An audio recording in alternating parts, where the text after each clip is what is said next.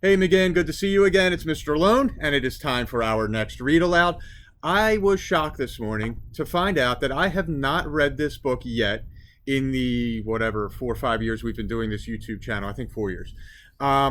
There's over 800 titles on the YouTube channel now, so it is hard to remember what has been done. I got to check it, but I was pretty sure when I went to look this morning that I was going to get, oh yeah, you've done this, and I didn't. So now I get to bring you a Caldecott winning picture book, which means an award-winning picture book called A Sick Day for Amos McGee.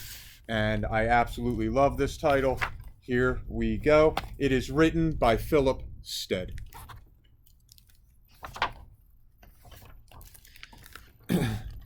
Amos McGee was an early riser. Every morning when the alarm clock clanged, he swung his legs out of bed and swapped his pajamas for a fresh pressed uniform.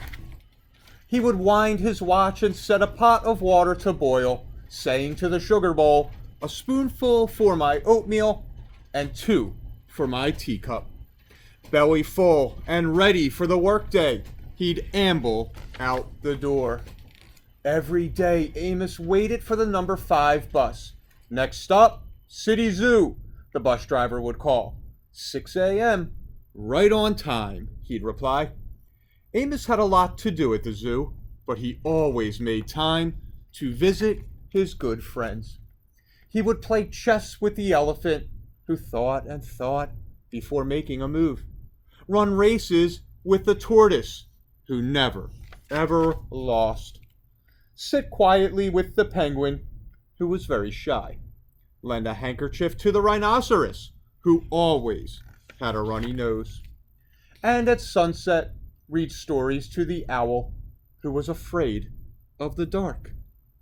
One day, Amos awoke with the sniffles and the sneezes and the chills. He swung his achy legs out of bed, curled them back again, and said, "Ugh, I don't think I'll be going to work today."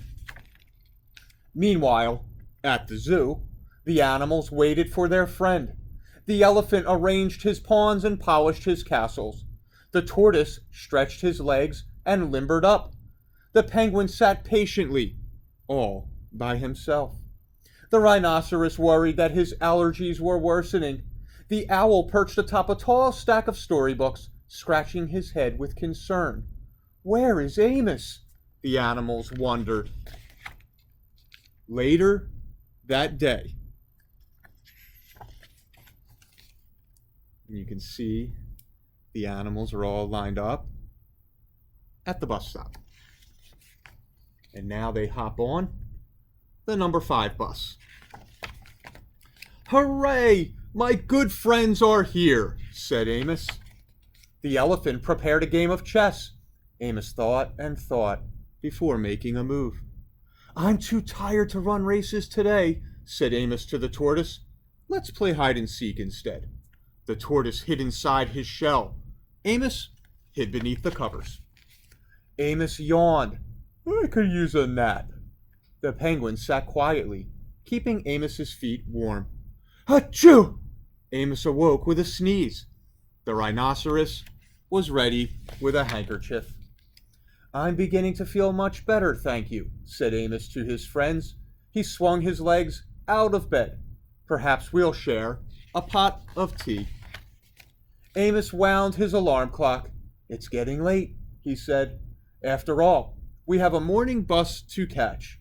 So Amos said good night to the elephant, and good night to the tortoise, and good night to the penguin, and good night to the rhinoceros, and good night to the owl, who, knowing that Amos was afraid of the dark, read a story aloud before turning out the light. And here, the group of friends sleeps. So I hope you enjoyed that story, again, about friendship, a terrific Caldecott winning story from, I think, 2010.